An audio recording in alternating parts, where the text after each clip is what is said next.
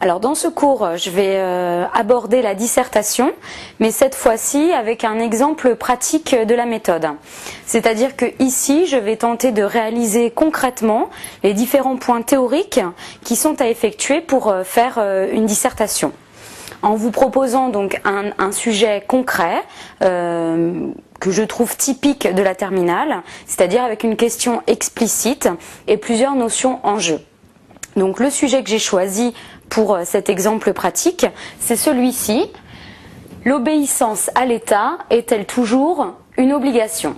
Et je vais donc tenter de réaliser les différentes étapes qui sont à effectuer pour résoudre ce problème, pour répondre à cette question qui nous est proposée. L'obéissance à l'État est-elle toujours une obligation ?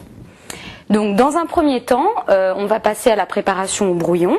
Et comme je l'avais dit dans le cours plus théorique de la méthode, on va commencer par bien lire le sujet et repérer le présupposé, le problème et les notions principales qui sont en jeu dans ce sujet. Donc il faut bien, c'est le travail que vous aurez à faire, lire plusieurs fois le sujet et tout d'abord de manière neutre, c'est-à-dire sans tout de suite vouloir à tout prix calquer les connaissances que l'on peut avoir à un sujet quand on se dit « Ah, c'est l'État, je connais, ah oui, l'obligation… » Non, tout d'abord de manière neutre, je le lis plusieurs fois et j'essaye de bien faire le tour de la question et sans calquer mes connaissances pour ne pas justement partir sur un mauvais pied, peut-être dans un hors-sujet ou alors dans une interprétation trop hâtive du sujet. Donc on commence par bien le prendre tel qu'il est, faire attention à tous les mots présents et sans calquer des connaissances possibles. Donc je tente de repérer le présupposé qui est ici en vert. Le présupposé, c'est ce qui est affirmé dans votre sujet, le point de départ du sujet, et qui est donc une affirmation. Ici, le présupposé de notre sujet, l'obéissance à l'État est-elle toujours une obligation ? C'est le suivant, l'obéissance à l'État est une obligation. C'est ce qui est affirmé dans notre sujet. L'obéissance à l'État est une obligation. C'est donc le point à partir duquel nous allons partir. L'obéissance à l'État est une obligation. Et il sera nécessaire, à un moment donné dans la dissertation, et je dirais même de préférence au début de la dissertation, de partir de cette affirmation. L'obéissance à l'État est une obligation et de démontrer en quoi, effectivement, l'obéissance à l'État est une obligation. Et ensuite, on pourra le discuter. Mais dans la mesure où c'est notre présupposé, on part de cette affirmation, l'obéissance à l'État est une obligation. Ensuite, nous allons tenter de repérer le problème présent au cœur du sujet. Alors dans notre sujet, le problème, il tourne autour du toujours. Puisque l'on sait, étant donné que c'est le présupposé de notre sujet, que l'obéissance à l'État est une obligation, notre problème c'est est-ce que c'est toujours le cas ? Est-ce que c'est vraiment toujours le cas ?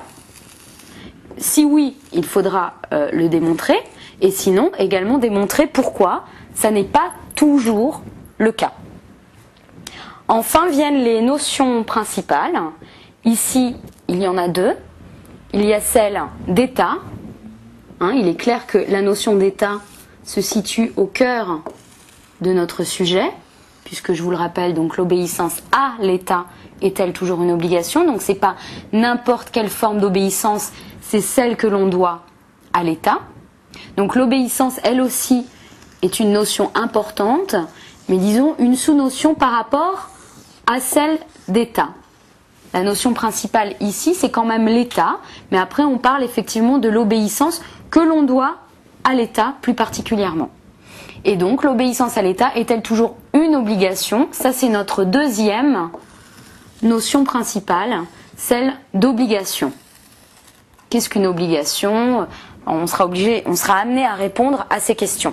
Donc à la fois à bien définir la notion d'État, ainsi que celle d'obligation. Évidemment, on sera aussi amené à parler de l'obéissance, mais de l'obéissance que l'on voue plus particulièrement à l'État. C'est pour ça que l'obéissance est ici une sous-notion. C'est comme si elle existe en tant que telle, mais elle est reliée à cette notion principale qu'est l'État. Elle n'existe pas toute seule dans notre sujet, elle est nécessairement reliée à celle d'État. Et l'obligation, elle, c'est notre autre notion principale après celle d'État. Voilà, donc là on a fait ce que j'ai appelé la lecture attentive du sujet. On a tenté déjà de décortiquer un petit peu notre sujet. Quel est le présupposé, donc ce qui nous aiguille sur la question à laquelle il va falloir répondre. On a repéré le problème, donc là aussi c'est ce qui va être au cœur de notre dissertation. Et puis les notions principales qui seront à définir précisément à un moment donné, voire tout au long de la dissertation. Ça c'est un choix. Donc maintenant je vais passer à la deuxième phase de la préparation au brouillon, celle que j'ai appelée l'analyse des notions. Donc justement on va reprendre nos deux notions principales, celle d'état et celle d'obligation, en les analysant un petit peu plus finement. Alors analyser les notions, c'est donc réaliser une définition à propos de chacune de ces notions. Réaliser une définition, mais une définition vraiment précise, une définition précise de chacune des notions et une définition précise en fonction du sujet qui est le nôtre. Donc ça peut être dans un premier temps tenter de définir par soi-même qu'est-ce que l'État, qu'est-ce que l'obligation. A priori, je pense que c'est quoi ces choses-là, l'État, l'obligation. Dans un deuxième temps, bon, sauf si vous êtes en temps limité, en classe ou le jour du bac, évidemment vous ne pouvez pas vous servir du dictionnaire, mais si c'est le cas, si vous êtes à la maison, vous pouvez éventuellement aller jeter un œil dans le dictionnaire. Comment nous définit l'État, comment c'est défini dans le dictionnaire, ainsi que l'obligation. La définition du dictionnaire n'est pas forcément la plus juste, mais ça peut vous aiguiller sur un sens ou même plusieurs sens, puisqu'il y a souvent plusieurs sens dans une notion. Et enfin, vous pouvez vous aider de vos cours, puisqu'en terminale, on aborde la notion d'État dans des cours de philosophie politique, avec les problèmes liés à la société, le pouvoir, l'État. Donc normalement, vous devez avoir un cours sur cette notion. Et pour l'obligation, il n'y a peut-être pas un cours particulier sur l'obligation, mais vous avez pu le voir, vous avez pu voir cette notion dans différents cours. Donc c'est bien aussi d'aller voir dans son cours les définitions que vous pouvez trouver. Vous pouvez aussi vous intéresser aux définitions des auteurs. Certains auteurs vont peut-être vous donner la définition de l'État ou la définition de l'obligation. Donc ça aussi c'est bien. Tout ça c'est des points supplémentaires pour vous aider à analyser les notions en jeu. Et tout ce travail donc de définition par soi-même, de définition éventuellement du dictionnaire et de définition de vos cours ou des auteurs que vous connaissez, vous amène à affiner votre propre définition, celle que l'on appelle l'analyse précise des notions. Ça vous permet de réaliser une définition qui est la plus juste en fonction de votre sujet, puisqu'après tous les sens ne seront pas nécessairement à garder, puisqu'il y aura peut-être des sens plus justes que d'autres, en fonction de votre sujet.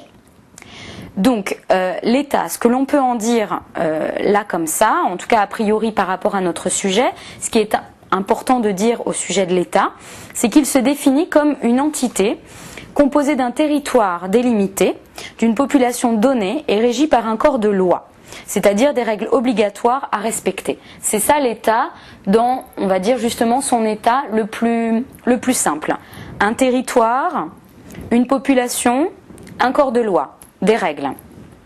Et justement, dans la notion de règles, de loi qui arrive, on voit déjà apparaître cette idée justement d'obéissance à l'État. Puisque l'État, c'est aussi des règles et des lois, on va être effectivement obligé de se plier sans doute à certaines règles et lois vis-à-vis de l'État. Et ce qu'on peut voir aussi, c'est que nous sommes ici dans le champ du politique, puisque l'État est lié aussi à ces autres notions que sont la société, le gouvernement, le pouvoir, etc. On peut déjà voir tout ça à ce moment-là de la préparation au brouillon.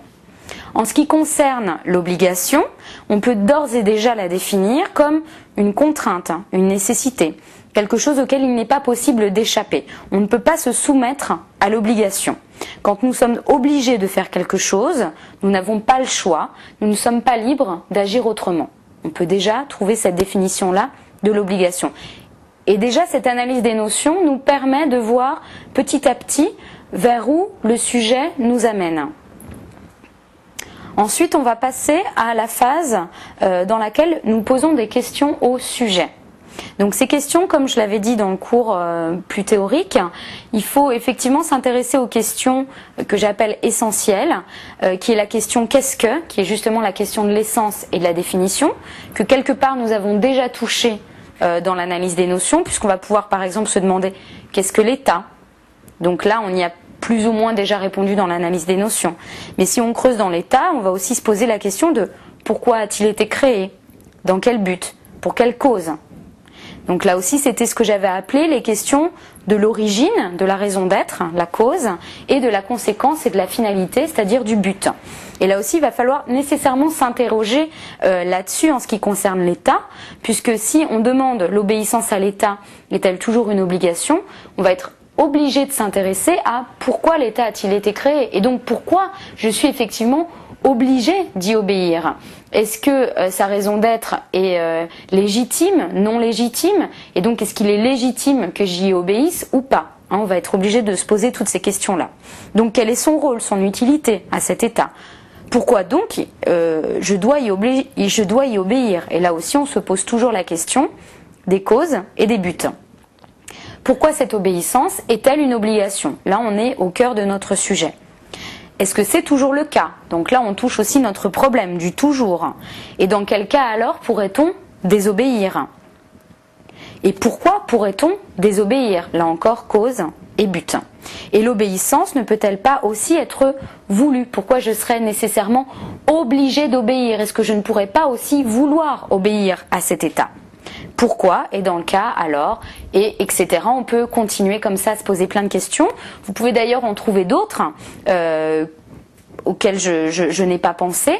Vous avez le droit de trouver tout un tas de questions. La seule obligation, c'est qu'il va falloir à un moment donné dans votre dissertation répondre à ces questions. Donc il vaut peut-être mieux en trouver moins, mais en tout cas y répondre précisément dans la dissertation. Et vous avez le droit aussi de trouver tout un tas de questions dans la mesure où elles sont pertinentes par rapport à votre sujet. Donc attention quand même aux questions, ça n'est pas la peine de poser 20-25 questions puisqu'il va falloir y répondre et il faut que toutes ces questions soient pertinentes. Donc voilà pour les questions posées au sujet et qui vont donc nous aider par la suite aussi à construire notre plan et à construire donc aussi nos réponses tout au long du développement puisque, comme je le disais, il va falloir répondre à ces questions que l'on pose au sujet. Ensuite, on peut passer au point qui consiste à repérer la problématique présente dans notre sujet. Alors ici, je l'ai déjà dit tout à l'heure lors de la lecture attentive, le problème tourne autour du toujours dans notre sujet. Puisque, on l'a vu avec le présupposé, il est certain que l'obéissance à l'État est une obligation. Il est certain puisque c'est ce qui est présupposé, c'est ce qui est affirmé dans notre sujet. Donc on part de là. Ça ne veut pas dire que l'on ne pourra pas le discuter, mais on est obligé, à un moment donné en tout cas, d'être d'accord avec cette affirmation. L'obéissance à l'État est une obligation. Mais la question c'est, est-ce véritablement toujours le cas ? C'est donc précisément le problème posé par notre sujet. L'obéissance à l'État est-elle nécessairement une obligation? Ne peut-on pas aussi vouloir, décider, faire le choix d'obéir ou même de désobéir à l'État? C'est ça qu'il va falloir discuter dans la dissertation. C'est ça que nous propose de discuter notre sujet. Ok, l'obéissance à l'État est une obligation. Mais est-ce que c'est toujours le cas? Est-ce qu'on ne peut pas désobéir? Et est-ce que cette obligation ne pourrait pas prendre une autre forme, peut-être une forme plus libre, moins contraignante? C'est donc ça qu'il va falloir discuter. Ensuite, on peut s'intéresser aux références qui vont nous être utiles dans notre dissertation. Alors les références, là encore, c'est un choix. C'est un choix à faire par rapport à vos connaissances, par rapport aux auteurs que vous connaissez, que vous avez pu aborder tout au long de l'année. Et puis, bon, c'est vrai qu'en fonction des sujets, toutes les références sont possibles, mais il y a des références qui se prêtent plus que d'autres. Et il faut faire attention, ça n'est pas la peine de multiplier les références. On ne vous demande pas de faire un catalogue philosophique où à chaque fois que vous faites une phrase, vous devez citer un auteur. Loin de là, il faut faire attention aux références. Il vaut mieux en choisir peu, mais que vous maîtrisez, que vous connaissez bien et que vous êtes capable d'expliquer, puisqu'à chaque fois il faut justifier le recours à la référence.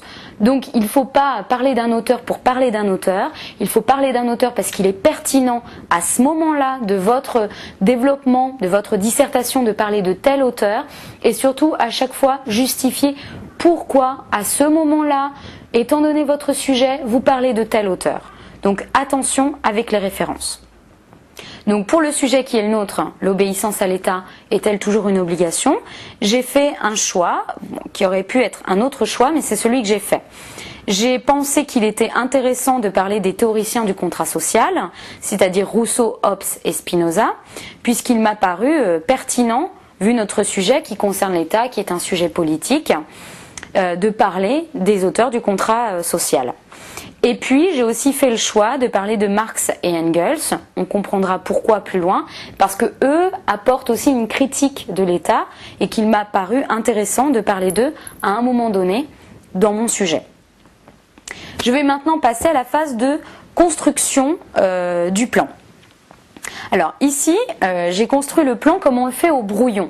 C'est-à-dire que je n'ai pas vraiment rédigé, j'ai plutôt mis des points en lumière et qui aurait donc été à développer plus amplement et à rédiger dans la phase du développement. Ici, j'en suis toujours à la phase de préparation au brouillon, dans laquelle je construis le plan. Donc, j'amène une première partie, une deuxième partie, une troisième partie, avec des sous-parties et des transitions, mais de manière rapide et non rédigée. J'ai fait aussi ici le choix de construire un plan en faisant jouer les différents sens des notions, de nos notions principales, que sont celles d'État et d'obligation. On aurait pu faire un autre choix, mais c'est celui que j'ai trouvé pertinent, de faire en fait glisser les sens. Je vais partir d'un sens et d'un rôle de l'État particulier qui va m'amener ma première partie. Ensuite, je vais légèrement faire changer le sens de l'État, ce qui va amener ma deuxième partie. Et ensuite, je vais jouer sur le sens d'obligation, un autre sens à l'obligation, ce qui va amener ma troisième partie. Mais on peut aussi faire des plans plus simples, un peu plus... pas forcément bateau, mais qui peuvent être plus simples quand on est en terminale, c'est-à-dire le plan type thèse, antithèse, synthèse. Mais dans le fond, le plan que j'ai réalisé ici peut être aussi une forme de thèse, antithèse, synthèse. Et quand on dit thèse, antithèse, synthèse, c'est-à-dire qu'en 1, on va donc plutôt aller dans le sens de la thèse du sujet. Ici, la thèse du sujet, c'est l'obéissance à l'État est une obligation. Donc c'est comme si dans ma première partie, je disais oui, thèse. Oui, l'obéissance à l'État est une obligation et je vais amener des points, des idées qui vont dans ce sens-là. Pourquoi l'obéissance à l'État est une obligation, etc., etc. En 2, je pourrais faire antithèse. Donc non, l'obéissance à l'État n'est pas toujours une obligation. Et là, je vais dans ce sens-là, donc j'explique pourquoi l'obéissance à l'État n'est pas toujours une obligation. Et en 3, je tombe sur ma synthèse, ce qui est justement un petit peu délicat quand vous faites ce choix de oui-non. Parce que parfois, du coup, dans la troisième partie, on ne sait pas trop quoi mettre et on se retrouve du coup avec une troisième partie un petit peu légère, un petit peu maladroite, dans laquelle on ne sait plus trop. Alors, on peut aussi faire le choix de ne faire que 2 parties, thèse, antithèse, si on caricature, c'est-à-dire oui-non. Et en même temps, ça n'est pas l'idéal. Dans la mesure du possible, c'est vrai que 3 parties, c'est bien. C'est pas toujours évident en terminale, donc si vraiment c'est un sujet sur lequel vous bloquez, sur lequel vous avez très peu d'idées et en même temps vous devez quand même y aller, à ce moment-là privilégiez 2 parties bien faites avec des choses à dire où là vous arrivez à trouver et des références et des idées pertinentes. Tant pis s'il y a que 2 parties, si c'est vraiment bien, vraiment juste ce que vous faites, ce sera quand même apprécié. Mais dans la mesure du possible, 3 parties, c'est l'idéal quand on peut. Donc c'est vrai que pour un même sujet, on a des quantités de plans possibles. Donc là forcément c'est un choix personnel que j'ai fait ici. Donc c'est pas un idéal même de dissertation, c'est une possibilité. C'est pour vous donner un exemple. Après d'autres choses auraient pu être possibles. On aurait pu choisir d'autres références, construire un plan différent. Même si, par contre, il y a une nécessité, un point commun à tous les plans que vous pouvez faire, c'est que justement, on doit passer, comme je disais, par cette espèce de thèse-antithèse ou ce oui-non. En tout cas, on doit faire l'effort de trouver un panel de réponses. Une dissertation ne peut pas aller dans un seul sens.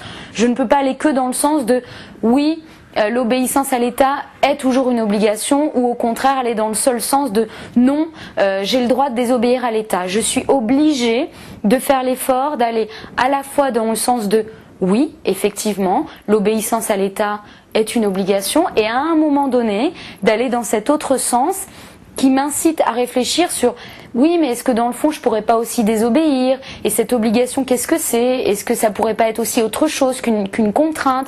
Enfin, il faut, et c'est le but de la dissertation, réfléchir à tout ce panel de réponses possibles. On ne peut pas être buté et aller dans un seul sens. Ça n'est pas le but de la philosophie. Le but de la philosophie, ça n'est pas de rester campé sur ses positions et sur son opinion, sur oui mais moi je pense que c'est comme ça. Non. Justement dans la dissertation, et l'effort philosophique c'est ça, c'est aussi d'aller voir un petit peu ailleurs, de réfléchir d'une autre manière, d'un autre point de vue. Tout n'est pas noir ou blanc, on tente un petit peu de faire du gris clair, du gris foncé, de nuancer les choses. On tente de nuancer les choses en philosophie et c'est vraiment l'effort qui vous est demandé dans la dissertation face à un problème. Donc, je vais amener le plan que moi j'ai choisi. Dans un premier temps, j'ai donc appelé ça thèse pour reprendre un peu le sujet, le plan un peu type terminal, un petit peu plus caricatural de la thèse, antithèse, synthèse, et aussi pour que vous y retrouviez. Donc en 1, thèse, qui pourrait donc être une réponse plutôt affirmative au présupposé. Je vais dans le sens de mon présupposé, donc dans le sens de l'obéissance à l'État est une obligation, sauf que moi j'ai présenté mon titre sous forme de question puisque c'est préférable, et j'ai appelé ça « Pourquoi l'obéissance à l'État est-elle toujours une obligation ?» Je vais donc là dans le sens de mon présupposé. Et dans cette partie, j'ai fait le choix de parler de certains théoriciens du contrat social que sont Hobbes et Spinoza. Et ici, je pars de cette idée que l'utilité de l'État, l'État a un rôle spécifique qui nous est défini par Hobbes comme la protection de l'individu et par Spinoza comme le moyen de parvenir à la paix et à la liberté. Donc là, on voit un aspect plutôt positif de l'État comme donc protection de l'individu et quelque chose qui nous amène à une paix, à une liberté que l'on n'a pas avant d'avoir passé le contrat social, avant d'être dans cette structure, dans cette entité qu'est l'État, dans le groupe. Et donc dans les deux cas, on voit que l'État renforce l'individu et sa liberté d'être et d'agir. Donc ici, l'État a plutôt un aspect positif. Et donc on voit, en tout cas moi c'est ce que j'ai décidé dans cette partie-là, que effectivement il est obligatoire d'obéir à l'État, aussi et surtout parce que sinon c'est un retour à l'état de nature. Si je n'obéis pas à l'État et si je ne vais pas dans le sens du contrat social, je me retrouve comme à l'état de nature, c'est-à-dire seul, isolé, avec une peur de l'autre, une faiblesse, une pauvreté. Et donc en fait l'État est le moyen de me sortir de cet état de nature qui n'était pas satisfaisant, qui n'était pas agréable, qui était un état de peur perpétuelle. Et donc l'État est une protection pour moi. Et donc j'ai obligation d'y obéir, puisque sinon c'est comme si je retournais en arrière dans un état de nature de peur perpétuelle qui n'est pas confortable. Donc là c'est rapide, hein, c'est la préparation brouillon, donc c'est vraiment quelques points rapides qu'il aurait ensuite fallu développer justement lors de la phase de rédaction du développement. Je réalise également au brouillon ma transition qui va m'emmener donc de ma première partie qui était pourquoi l'obéissance à l'État est-elle toujours une obligation, donc partie dans laquelle j'allais dans le sens de oui l'obligation à l'État est une obligation, vers ma deuxième partie qui est plus donc une antithèse. Là je vais dans un autre sens, pourquoi l'obéissance à l'État n'est pas toujours une obligation. Et dans cette partie-là je tenterai de démontrer comment on peut aussi et pourquoi on peut désobéir à l'État. Dans quel cas on peut éventuellement désobéir à l'État. Mais je réalise une transition, je ne passe pas comme ça de oui à non, comme ça rapidement, j'y vais progressivement. Donc je l'amène avec une transition. Et ma transition est la suivante, que là aussi je réalise sous forme de question, parce que c'est aussi un effort de style. Donc sachant que ma première partie c'était oui il faut obéir à l'État parce que sinon je retourne à un état de nature dans lequel je suis dans un état de peur perpétuelle, donc inconfortable, et l'État m'amène une position plus confortable. Cependant dans certains États il y a aussi un abus de pouvoir, comme c'est le cas dans les États totalitaires. L'État ne joue alors plus justement son rôle que l'on vient de définir, qui a été un rôle positif, et l'individu semble se retrouver dans une situation équivalente, si ce n'est pire qu'à l'état de nature.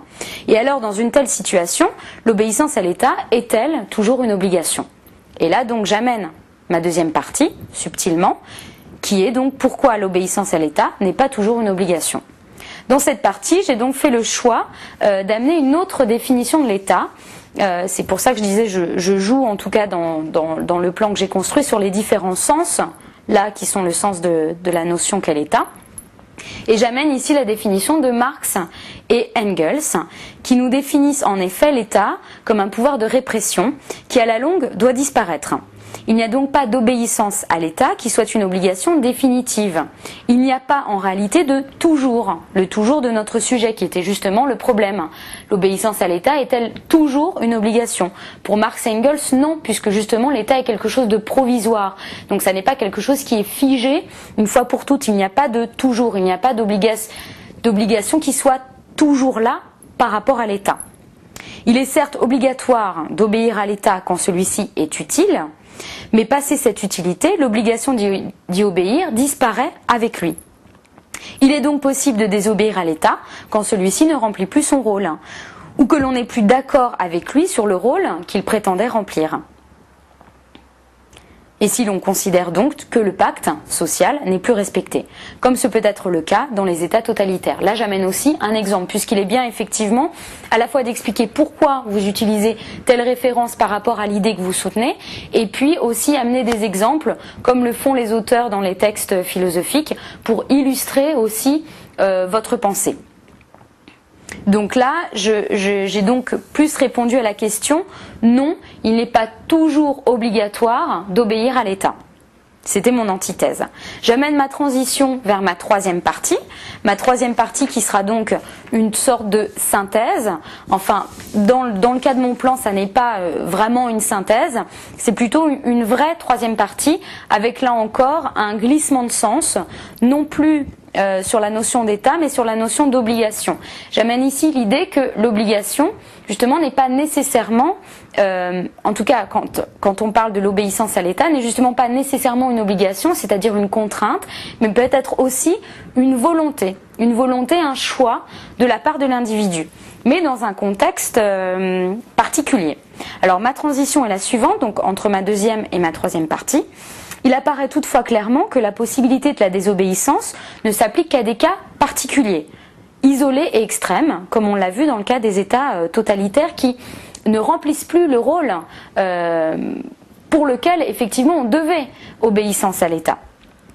Dans la mesure en effet où l'État ne joue plus correctement son rôle, il est possible, on l'a vu, et même légitime parfois, de désobéir à l'État. Mais si l'État joue correctement son rôle, il est par contre obligatoire d'y obéir. Mais est-ce alors justement une véritable obligation? N'est-ce pas plutôt dans ce cas une volonté de l'individu qui va justement dans le prolongement du contrat social? Et là, j'amène ma troisième partie, pourquoi l'obéissance à l'État n'est pas toujours une obligation, mais peut être aussi une volonté. Ici, c'est avec Rousseau et l'idée de la démocratie directe de Rousseau que je vais amener cette troisième partie, que j'intitule, donc dans le petit 1 de ma troisième partie, l'obéissance à l'État comme choix et non plus justement comme obligation. Puisque effectivement dans la théorie du contrat social de Rousseau, l'État, après que le contrat soit passé avec les individus, prend la forme d'une démocratie directe dans laquelle les hommes font eux-mêmes les lois. Dans ce type de régime, obéir à l'État, c'est donc obéir à la loi que j'ai moi-même voulu. Et dans ce cas-là, ce n'est plus une obligation au sens de contrainte, quelque chose qui m'est imposé, mais c'est quelque chose que je choisis, puisque je décide moi-même pour les lois auxquelles je vais obéir. Donc ça n'est plus une forme de contrainte. L'obéissance à l'État n'est donc pas nécessairement une obligation au sens de contrainte, mais elle peut être aussi un choix, une volonté de l'individu. Dans la mesure où l'individu est en parfait accord avec l'État, y obéir ne va pas à l'encontre de sa liberté. Au contraire même, pour Rousseau, telle est la liberté réelle et effective. Obéir aux lois que j'ai voulues, car même si je n'ai pas voté précisément pour cette loi, je l'ai voulu puisque j'ai passé au préalable le contrat avec l'État. Voilà. Donc après tout ce travail de préparation au brouillon, puisque là j'étais à la construction de mon plan, donc très détaillé, mais au brouillon, il est possible maintenant de passer à la phase de rédaction au propre. Toutefois, il est préférable quand même de rédiger l'introduction au brouillon dans un premier temps. Donc l'introduction, moi je vais vous lire simplement l'introduction qui est un exemple de rédaction tel que moi j'ai choisi de la rédiger par rapport au sujet qui est le nôtre ici. Et si vous voulez plus les détails des différentes étapes de l'introduction, c'est à voir dans le cours sur la dissertation de la théorie de la méthode. Donc là, je vais lire simplement mon introduction telle que je l'ai rédigée et telle que je vous la propose. Mais là encore, c'est simplement une proposition, une possibilité. Donc, mon introduction est la suivante. À l'état de nature, nul n'est soumis à l'autorité d'autrui, nous disait Rousseau. Cependant, qu'en est-il à l'état de société, une fois que le contrat social est passé, accepté de part et d'autre, et qu'il doit de ce fait être respecté? L'individu n'est-il pas alors soumis à l'autorité de l'État et de ses lois? N'est-il pas contraint d'y obéir quoi qu'il arrive? Mais pour autant, cette obéissance à l'État est-elle toujours une obligation? Et pourquoi dans ce cas? N'y a-t-il pas aussi des circonstances particulières qui permettent à l'individu la désobéissance? Ou encore des régimes particuliers dans lesquels l'obéissance n'est alors plus considérée comme une obligation, mais comme un choix délibéré de la part de l'individu? Donc on voit bien quand même que dans mon introduction, telle que je l'ai rédigée, on voit apparaître quand même clairement mes trois parties, les titres que j'ai donnés à ces parties sous forme de questions, qui eux par contre ne vont pas apparaître lors du développement quand je vais rédiger concrètement mes parties. Par contre, les titres de mes parties apparaissent à la fin de mon introduction dans ce que j'ai appelé l'annonce de plan. C'est là que les titres de mes parties apparaissent. Et puis j'ai également rappelé tel quel l'intitulé du sujet, vraiment sans le toucher pour être sûr de ne pas interpréter le sujet dès le départ, alors même que nous n'en sommes qu'à l'introduction, qui est vraiment donc votre carte de visite par rapport à votre correcteur. Et puis aussi la problématique, hein, et la problématique là aussi sous forme de questions pour encore plus justement mettre en crise le sujet, le problématiser. Donc voilà pour l'introduction. Ensuite, donc normalement, une fois que j'ai rédigé cette introduction, donc dans un premier temps au brouillon pour vraiment bien la soigner, parce qu'il est très important de bien soigner l'introduction, je peux la recopier au propre et ensuite je peux passer au développement. Et pour passer au développement, je reprends donc mon plan détaillé qui était fait au brouillon et je rédige. Je reprends étape par étape, sachant qu'au brouillon, j'ai donc donné un titre qui ne va pas apparaître, mais qui me permet de savoir où j'en suis. J'ai quand même fait des petits 1, des petits 2 ou des petits 3 pour les sous-parties. Et puis, j'ai quand même plus ou moins rédigé ma transition, donc ce qui va me permettre aussi de gagner du temps lors de mon développement et de bien savoir où j'en suis, quelle référence je vais employer, où j'en suis dans mon sujet, etc., etc. Donc il faut, quand on rédige le développement au propre, avoir évidemment son brouillon à côté de soi et bien suivre son plan.